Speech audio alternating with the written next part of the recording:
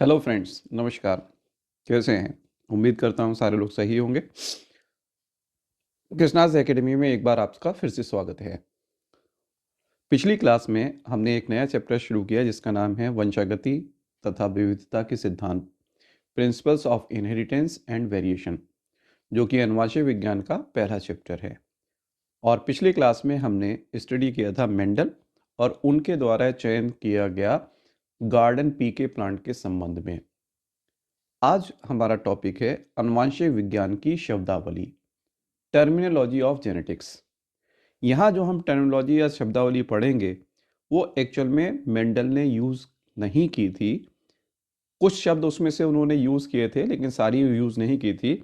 लेकिन जैसे जैसे अनुवांशिक विज्ञान का विकास होता गया, नए नए वैज्ञानिकों ने नई नई खोजें की तो नई शब्दावली उसमें उपयोग में लाई जाती है और मेंडल के वर्क के साथ भी ये अब जुड़ गई है।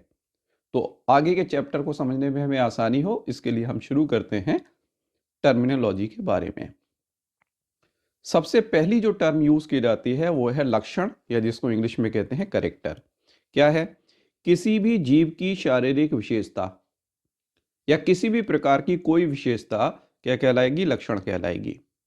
जैसे पुष्प का रंग हो सकता है, पौधे की लंबाई हो सकती है, या पिछली क्लास में जब आपने पढ़ा था कि मेंडल ने 7 विपरीत विरोधी लक्षण वालों को जो है जब चयन किया था तो उसमें बहुत सारी चीज़ें आई थी। पुष्प की स्थिति भी आई थी, बीज का रंग भी आया था, बीज की आकृति भी आई थी, फल का कलर आया था, फल की शेप आई थी, ये सारी चीज़ें थी। ये सब क्या हैं? ये करेक्टर कहलाते हैं। अब देखें, दूसरा जो टर्म यूज़ किया जाता है विशेषक। अब जैसे हमने पढ़ा पुष्प का रंग, तो ये करेक्टर हो गया। लेकिन रंग कई प्रकार का हो सकता है, तो जितने भी प्रकार उसके अंदर पाए जाएंगे जो एक पीढ़ी से दूसरी पीढ़ी में जाएंगे उनको हम नाम देते हैं विशेषक। मीन्स किसी भी लक्षण का विविधित रूप जो वंशानुगत होता है। जैसे लंबा एवं बौना, ये क्या है? लक्षण तो था पौधे की लंबाई, लेकिन विशेषक कौन कौन से हो गए इसमें? लंबा और बौना। ऐसे ही लाल एवं सफेद, ये क्या है? पुष्प का रंग है, तो पुष्प का रंग कैसा हो गया? कुछ पुष्प लाल हो सकते हैं, कुछ सफेद हो सकते हैं। तो लाल, सफेद, बौना, लंबा, ये सब क्या हो गए? ये हो गए ट्रेट या विशेषक। नेक्स्ट आता है कारक या इकाई कारक, यूनिट फैक्टर जिसको कहते हैं, मेंडेलियन कारक, मेंडेलियन फैक्टर, या आजकल इसी को हम नाम देते हैं जीन। और इस शब्द का उपयोग भी बाद में किया गया। मेंडल ने एक्चुअल में वर्ड यूज किया था एलिमेंट। क्या है ये? वंशागत की इकाई है। ये क्या करती है? जो लक्षणों को एक पीढ़ी से दूसरी पीढ़ी में स्थानांतरित करने का कार्य करती है। तो कारक क्या हो गया? फैक्टर क्या हो गया? कि वह इकाई जो लक्षणों को एक पीढ़ी से दूसरी पीढ़ी में ले जाने का कार्य करेगी उसको हम नाम देंगे फैक्टर, या इसको नाम देते हैं मेंडेलियन फैक्टर। दूसरा युग्म या युग्म विकल्प, इसको इंग्लिश में कहते हैं एलील या एलीलोमार्फ। क्या मतलब होता है? जैसे दो कारक जो समजात गुणसूत्रों पर समान गुणसूत्र बिंदु पर स्थित होते हैं और एक ही लक्षण को नियंत्रित या प्रदर्शित करने का कार्य करते हैं। क्या मतलब है इसको देखें। जैसे ऊपर अभी हमने पढ़ा कि कैरेक्टर एक था पुष्प का रंग। अब इसका जीन या कारक कहां प्रेजेंट है आज के हिसाब से? क्रोमोसोम के ऊपर। मान लो एक क्रोमोसोम है, इस जीन का लक्षण ये प्रेजेंट है। अब मान लीजिए इस जीन पर ये जो लक्षण प्रेजेंट है, ये विशेषक कैसा है? ये लाल रंग के पुष्प के लिए रेस्पॉन्सिबल है। तो ऐसा ही अगर इसका होमोलोगस क्रोमोसोम होगा, उसके ऊपर क्या प्रेजेंट होगा? सेम पोजीशन पर कलर का जीन प्रेजेंट होगा, पुष्प के कलर का जीन प्रेजेंट होगा। हो सकता है ये लाल हो, है ना, इस पर भी लाल हो, या ये दोनों कैसे हो जाएं? दोनों सफेद हो जाएं। लेकिन पोजीशन एक ही रहेगी, ये अलग अलग नहीं हो सकती, ये ध्यान रखेंगे। इसी को लोकस या गुणसूत्र बिंदु कहते हैं। या ऐसा भी हो सकता है इनमें से एक पर लाल हो और एक पर सफेद हो। ठीक है, इस तरीके की कंडीशन हो सकती है, कोई भी कंडीशन इनमें से हो सकती है। लेकिन यही पोजीशन है जो मैंने आपको डॉट से बताई, यहां अगर लाल है तो यहीं पर ही सफेद होगा दूसरे क्रोमोसोम पर। यही कहलाता है गुणसूत्र बिंदु। और ये दोनों मिलकर कर क्या रहे हैं? एक ही लक्षण को नियंत्रित कर रहे हैं जिसका नाम हमने दिया पुष्प का रंग। ऐसे एक पर लंबा, दूसरे पर बौना हो सकता है। तो ये क्या है, ये कहलाते हैं एलील। मतलब एक ही जीन, ठीक है, एक ही जीन या कारक के अन्य वैकल्पिक रूप, मतलब पुष्प का रंग एक लाल हो सकता है तो दूसरा विकल्प क्या है, सफेद या श्वेत पुष्प, व्हाइट।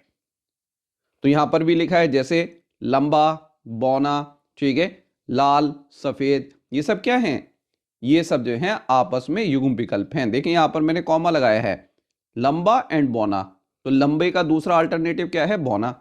ऐसे पुष्प के रंग में लाल का दूसरा अल्टरनेटिव क्या है, सफेद।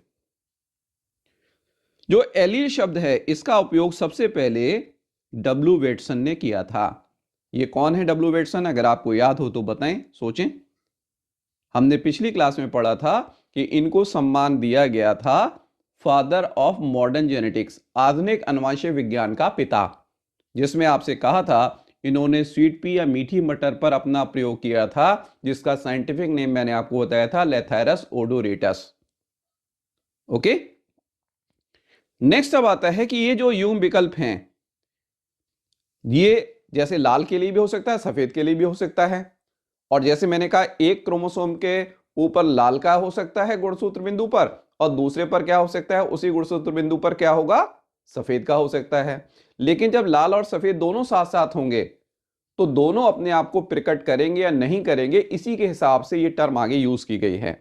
जैसे प्रभावी कारक या युग्म विकल्प क्या होता है, देखें, जिसको हम डोमिनेंट फैक्टर या डोमिनेंट एलील कहते हैं इंग्लिश में।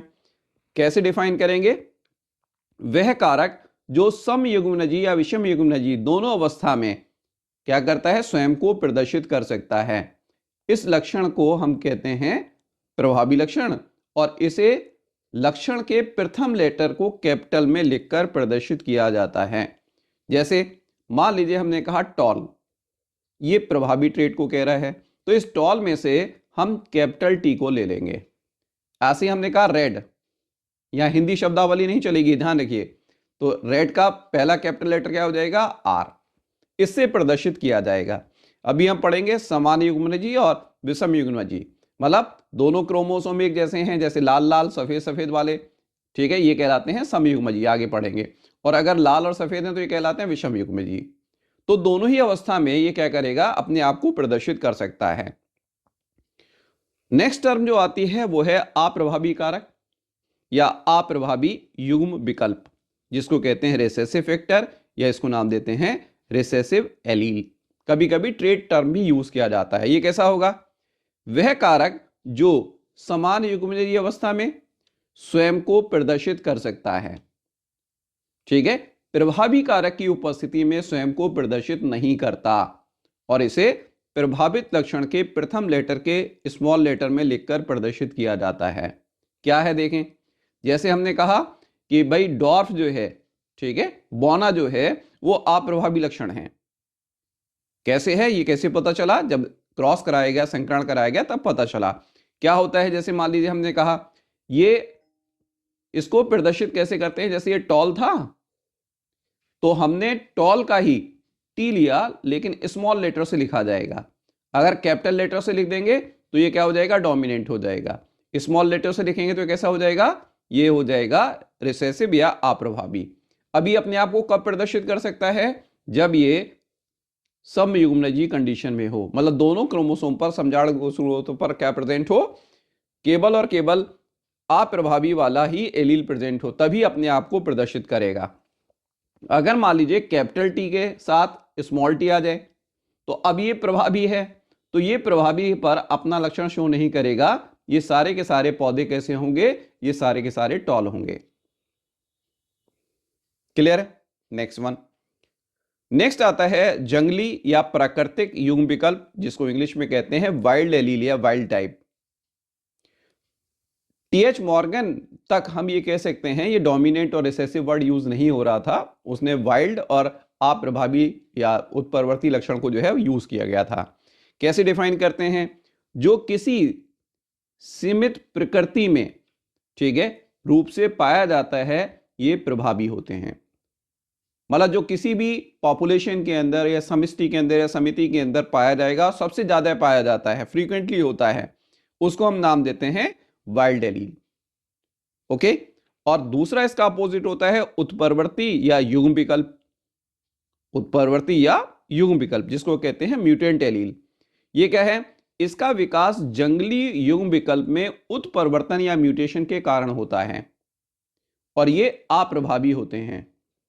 जैसे यहां पर समझे, टॉल को मानेंगे तो ये वाइल्ड है और बौनेपन को अगर मानेंगे तो ये कैसा है? अप्रभावी है। तो टॉल के जीन में ही थोड़ा सा परिवर्तन होने के बाद क्या हुआ? स्मॉल टी यानी कि डॉर्फ प्लांट जो है वो बना, यानी कि जीन जो है वो कैसा हो गया? स्मॉल टी फैक्टर में कन्वर्ट हुआ। ओके, अब आ गया समान युग्मनजी या होमोजाइगस कंडीशन। किसी भी जीव में पाए जाने वाले दोनों युग्म विकल्प अगर समान प्रकार के हैं, चाहे वो प्रभावी हो या अप्रभावी हो, तो इनको कहा जाता है समयुग्मनजी या होमोजाइगस। इनको प्योर या शुद्ध भी कहा जाता है। ओके, इनको क्या कह सकते हैं? प्योर या शुद्ध टर्म भी यूज करते हैं। अब ये दो प्रकार के हो सकते हैं, जैसे प्रभावी समयुग्मनजी या होमोजाइगस डोमिनेंट। इसमें क्या होगा? दोनों युग्म विकल्प प्रभावी होते हैं, जैसे capital T tall, capital R red colour का पुष्प। ऐसे ही अप्रभावी समयुग्मनजी होगा होमोजाइगस रिसेसिव। इसमें क्या होगा? इसका अपोजिट, इसमें दोनों युग्म विकल्प अप्रभावी होते हैं और स्मॉल टी और स्मॉल आर। तो देखो यहां पर ये होमोजाइगस कंडीशन में ये किसके लिए शो करेगा? वाइट के लिए शो करेगा। और ये होमोजाइगस कंडीशन में क्या होगा? ये शो करेगा किसके लिए? डॉर्फ के लिए। अभी ऊपर समझाता, नीचे वाले में अब जब विषम युग्मनजी समझने जा रहे हैं तो इसमें और समझ में आएगा। देखें, विषम युग्मनजी हेट्रोजाइगस क्या मतलब है? इसमें दोनों युग्म विकल्प विभिन्न प्रकार के होते हैं। इनमें से एक प्रभावी तथा दूसरा अप्रभावी होता है, जैसे capital T small T, capital R small R. तो अब क्या होगा? ये वाला डोमिनेंट है इसमें, तो ये टॉल के लिए शो करेगा, लंबा पौधा होगा। बौनक का करेक्टर इसमें नहीं आएगा, ठीक है, क्योंकि आपसे कहा अप्रभावी विषम परिस्थिति में जब दोनों अलग अलग प्रकार के हैं तो अपने आप को प्रदर्शित नहीं कर सकता। ऐसे ये कैसा हो जाएगा? ये रेड हो जाएगा या लाल हो जाएगा। अब इनका निर्माण कैसे होता है? इन जीवों का निर्माण संकरण के द्वारा होता है। मतलब क्या हो जाएगा? अगर आगे भी पढ़ेंगे, यहां भी शॉर्ट में समझ लें। अगर कैपिटल टी और कैपिटल टी मतलब शुद्ध लंबे पौधे को लें और इसका संकरण हम किससे कराएं? शुद्ध बौने पौधे से कराएं, यही इसके सिंबल होंगे, इसी से प्रदर्शित करेंगे। तो हमें F1 जनरेशन में कैपिटल टी और स्मॉल टी वाले पौधे मिलेंगे। ये पौधे विषम युग्मनजी हैं, लेकिन ये सारे के सारे लंबे होंगे। तो ये हाइब्रिडाइजेशन से या संकरण के द्वारा बनते हैं और इसीलिए इनको हम सामान्यतः क्या कहते हैं? संकर कहते हैं, हाइब्रिड कहते हैं। ये इसकी विशेषता होती है। ओके, नेक्स्ट अब आता है डिफरेंट टर्म यूज किया जाता है प्रोजेनी के लिए, जिसको हम कहते हैं पीढ़ी। तो कितने प्रकार की पीढ़ियां हो सकती हैं, इसको हम देखें। सबसे पहले क्या है? पितर या जनक पीढ़ी, जिसको कहते हैं इंग्लिश में पेरेंटल जनरेशन। क्या मतलब है इसका? देखें, वह पीढ़ी जिनका उपयोग संकरण में किया जाता है, जहां से हम इसको शुरू करेंगे। जैसे मान लीजिए इस वाले क्रॉस में हमने यहां से शुरू किया, तो ये कैसा होगा? ये पेरेंटल पीढ़ी होगी, जिसको पी से प्रदर्शित करेंगे। और इसके अंदर देख रहे हैं आप, ये दोनों पौधे जो पेरेंट हैं या जनक हैं, ये दोनों कैसे शुद्ध हैं? कैसे हैं? समयुग्मनजी हैं, ये इसकी खासियत है। तो यहां लिखा है दोनों जनक हमेशा शुद्ध या समयुग्मनजी होते हैं। क्लियर है सभी को? देखें अब क्या हुआ, इनके संकरण से ये जो हमें नई पीढ़ी प्राप्त हुई, यहां पर देखें, ये जो नई पीढ़ी प्राप्त हुई इसको कहा जाता है प्रथम पुत्री पीढ़ी या F1 जनरेशन। प्रथम पुत्री पीढ़ी या F1 जनरेशन इसको नाम दिया जाता है, ठीक है, या इसको एक्चुअल में नाम दिया जाता है फर्स्ट फीलियल जनरेशन। ये कैसे बनी? जनकों के बीच संकरण से उत्पन्न पीढ़ी है, इसको F1 से प्रदर्शित करते हैं। और अभी आपको बताया इस पीढ़ी के जीव सदैव कैसे होते हैं? संकर या हाइब्रिड होते हैं। क्लियर सभी को? ओके, देखें नेक्स्ट। अगली जो टर्म है वो है द्वितीय पीढ़ी, सेकेंड फीलियल जनरेशन या सेकेंड डॉटर जनरेशन। मतलब जब F1 में प्राप्त जीवों के मध्य हम स्वयं परागण कराएं, तो इससे जो पीढ़ी बनेगी वो क्या होगी, F2 पीढ़ी होगी। तो इसे किससे शो करेंगे, F2 से शो करते हैं। F1 पीढ़ी के जीव, ठीक है, बल्कि सॉरी यहां लिखेंगे F2 पीढ़ी के जीव शुद्ध या संकर दोनों प्रकार के हो सकते हैं, दोनों प्रकार के मिल सकते हैं। जब आप इस क्रॉस को पढ़ोगे नेक्स्ट क्लास के अंदर तो ये कैपिटल टी भी हमें मिलता है, कैपिटल टी स्मॉल टी भी मिलता है, स्मॉल टी भी मिलता है। तो ये कैसा है, शुद्ध है, ये कैसा है, शुद्ध है, ये कैसा है, संकर है। और इनका जो अनुपात होगा शुद्ध और संकर का, ये 50-50% होता है। ध्यान रखेंगे, शुद्ध और संकर के टोटल की बात कर रहे हैं 50-50%, क्योंकि 25% ये, 50% ये, और आगे चल के हम पढ़ेंगे 25% ये होगा। तो ये दोनों मिला दिए जाएं, कौन कौन से, जिसको ग्रीन कलर से शो कर रहा हूं, ये शुद्ध हो गए 50%, और बीच में ये कैसा हो गया 50% कैसा हो गया, संकर। ये दोनों प्रकार के होते हैं। अब नेक्स्ट आता है लक्षण प्रारूप या फिनोटाइप। ये टर्म यूज की जाती है, और क्या है इसका मतलब देखें, जब किसी लक्षण का अध्ययन उसकी आकार की यानी कि बाह्य संरचना के आधार पर किया जाता है, जैसा हमें दिखाई दे रहा है उसके आधार पर किया जाता है, तो इसको कहते हैं फिनोटाइप, लक्षण प्रारूप। जैसे कोई पुष्प लाल दिखाई दे रहा है, या सफेद दिखाई दे रहा है, लंबा दिखाई दे रहा है, बौना दिखाई दे रहा है, तो बाहर से देखने पर है, बौने और सफेद में तो दोनों क्योंकि अप्रभावी हैं हमें नहीं पता चलेगा, लेकिन लाल कैसा है, ये शुद्ध है या संकर है, ये हमें पता नहीं चलेगा, सिर्फ हम लाल कह सकते हैं। लेकिन जब ये पता चले कि उसमें कौन से कारक प्रेजेंट हैं, तो उस अध्ययन को हम कहते हैं जीनी प्रारूप या जीन प्रारूप, जीनोटाइप। क्या मतलब है, किसी लक्षण का अध्ययन उसमें उपस्थित कारकों के प्रकार के पर किया जाता है, और इसी प्रारूप के आधार पर यह निश्चित होता है कि जीव शुद्ध है या संकर है। मतलब कैपिटल टी हैं दोनों, तो ये शुद्ध हो गया, capital T small T present हैं तो ये कैसा हो गया, संकर हो गया। तो ये पता कैसे चल रहा है, कौन से कारक प्रेजेंट हैं, क्या दोनों प्रभावी कारक हैं या दोनों अप्रभावी कारक हैं, इसका पता हमें जीन प्रारूप से पता होता है या ज्ञात होता है। ठीक है, नेक्स्ट आता है संकरण के प्रकार। जेनेटिक्स एक्चुअल में क्रॉसेस या संकरण पर ही टिका हुआ है। तो मेंडल ने जब अपना काम किया था तो उसमें बहुत टाइप के संकरण का उसने उपयोग किया, और आगे चल के इन्हीं संकरणों के आधार पर बहुत सारे और एक्सपेरिमेंट किए गए। तो देखें क्या है, सबसे पहला है एक गुण संकरण यानी कि मोनोहाइब्रिड क्रॉस। कैसे डिफाइन करेंगे, जब एक परस्पर विरोधी लक्षण वाले पौधों के मध्य संकरण करेंगे तो ये एक गुण के लिए संकर बनाएगा। जैसे लंबा और बौना, तो लंबा और बौना दो लक्षण हो गए ना, लेकिन किसके लिए हैं, पौधे की लंबाई के लिए। अब ये क्या करेगा, इसमें कैपिटल टी स्मॉल टी, ये एक हाइब्रिड हमें मिलेगा। ऐसे ही दूसरा उदाहरण ले लें तो लाल पुष्प वाले पौधे का संकरण सफेद पुष्प वाले से कराया जाए तो हमें क्या मिलेगा, नेक्स्ट जनरेशन में ये एक हमें हाइब्रिड मिलेगा। तो एक ही हाइब्रिड हमें यहां पर मिलता है। नेक्स्ट आता है द्विगुण संकरण, डाई हाइब्रिड क्रॉस। क्या मतलब है इसका, देखिए जब दो परस्पर विरोधी लक्षण वाले जनकों के मध्य संकरण कराया जाता है, ठीक है, और इसमें दो गुणों के लिए ये संकर होगा। ठीक है, दो गुणों के लिए कैसे, गोल एवं पीले बीज और झुर्रीदार एवं हरे बीज पौधे का क्रॉस कराएं तो F1 जनरेशन में हम देखें गोल के लिए R से लिखा जाता है, तो कैपिटल R स्मॉल r, ये एक हाइब्रिड हो गया। दूसरा कैपिटल Y स्मॉल y, ये एक दूसरा हाइब्रिड हो गया। दो हाइब्रिड मिलेंगे। ऐसे अन्य उदाहरण में आप ले सकते हो लाल पुष्प एवं अक्षीय पुष्प, सफेद पुष्प एवं अग्रस्त पुष्प। ये जो है यहां पर टर्म हम यूज करते हैं। तो डाई हाइब्रिड में दो परस्पर विरोधी लक्षणों को लेंगे और जो लक्षण होंगे उसमें दो टाइप के हमें हाइब्रिड मिल सकते हैं। ऐसी त्रिगुण संकरण, ट्राई हाइब्रिड क्रॉस। क्या मतलब है इसका, जब तीन परस्पर विरोधी लक्षण वाले जनकों के बीच संकरण कराया जाता है तो ये क्या हो जाएगा, तीन गुणों के लिए संकर हो जाएगा।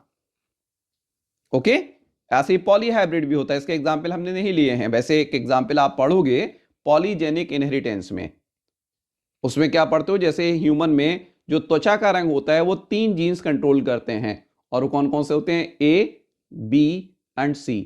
तो इसका जो हाइब्रिड बनेगा वो capital A small a, capital B small b, capital C small c, ये तीन हाइब्रिड बनेंगे। तो तीन गुणों के लिए संकर हो जाएगा। जितने कैरेक्टर हम लेंगे उतने ही संकर इसके अंदर बन सकते हैं। अब आता है कुछ स्पेशल टाइप के क्रॉस हैं जो जेनेटिक्स में इंपॉर्टेंट रोल प्ले करते हैं। जैसे सबसे पहला है वापस संकरण, बैक क्रॉस। सामान्यतः तो हमने देखा कि F1 पीढ़ी के पौधों के संकरण कराया, F2 पीढ़ी के पौधों को संकरण कराया या पेरेंट के बीच में संकरण कराया। ये एक प्रोसेस चल रही थी जिससे हर बार एक नई जनरेशन हमें मिल रही थी। लेकिन यहां क्या किया जाता है, यहां यह किया जाता है कि जब संकरण के पश्चात उत्पन्न जीवों या F1 जीवों का संकरण उनके जनक के साथ वापस बैक हम चले जाते हैं, उनके साथ कराया जाता है, तो उसको कहते हैं बैक क्रॉस। क्लियर है? क्या है देखें, सबसे पहले लेते हैं वही संकरण जिसको इंग्लिश में कहते हैं आउट क्रॉस। क्या होगा? F1 पीढ़ी में प्राप्त जीवों का संकरण उसके प्रभावी लक्षण वाले जनक के साथ कराया जाता है और इससे जो पौधे आगे या जीव उत्पन्न होते हैं वो सभी जीव केवल प्रभावी लक्षण वाले दिखाई देते हैं। क्लियर है? तो क्या मतलब, जैसे उदाहरण यहां लिखा है मैंने, दो लंबे पौधे हमने लिए, ये वो लंबा पौधा है जिसके बारे में हमें कुछ नहीं पता, यानी कि F1 वाला है। ओके, और या और पीढ़ी का किसी का भी हो सकता है, लेकिन लंबा है ये हमें पता है। अब हम क्या करें, इसका संकरण कराएं उस लंबे पौधे से जो कैसा है, शुद्ध पितर पीढ़ी का है, तो हमें केवल और केवल लंबे वाले पौधे मिलेंगे। लेकिन ये कैसे हो सकते हैं, शुद्ध और संकर दोनों हो सकते हैं। क्लियर है? क्यों? क्योंकि देखिए यहां पर पहले वाले केस में capital T small T, F1 वाला ये तो हुआ, ये हो सकता है अगर F1 का है, और अननोन है तो कैपिटल टी हो सकता है।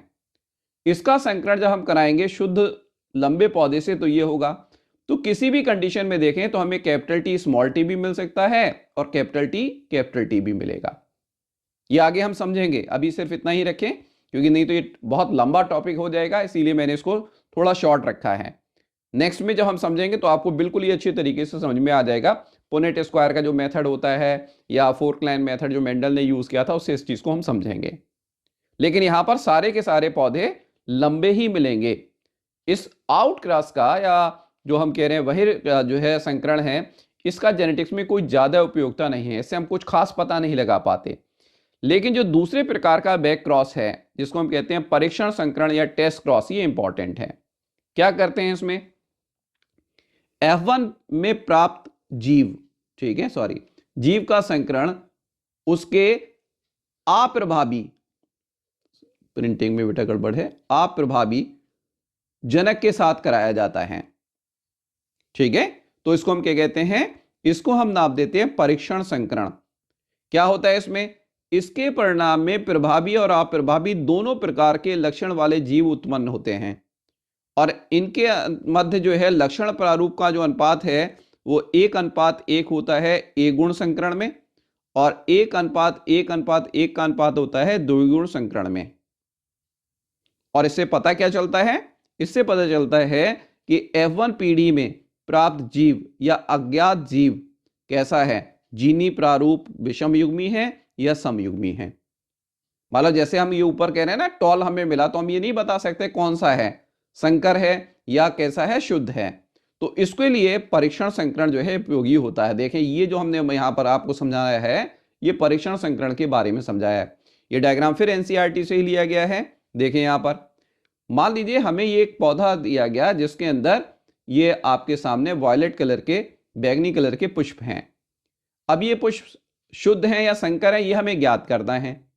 तो अगर हमने आपसे कहा कि आउट क्रॉस कराएंगे और इसके डोमिनेंट पेरेंट के साथ इसका संकरण कराएंगे तो हमें सारे के सारे फिर से बैगनी कलर के मिल जाएंगे, हमें कुछ पता नहीं चलेगा। इसके लिए हम क्या करें, अप्रभावी यानी कि समयुग्मनजी अप्रभावी सफेद पुष्प वाले से कराएं।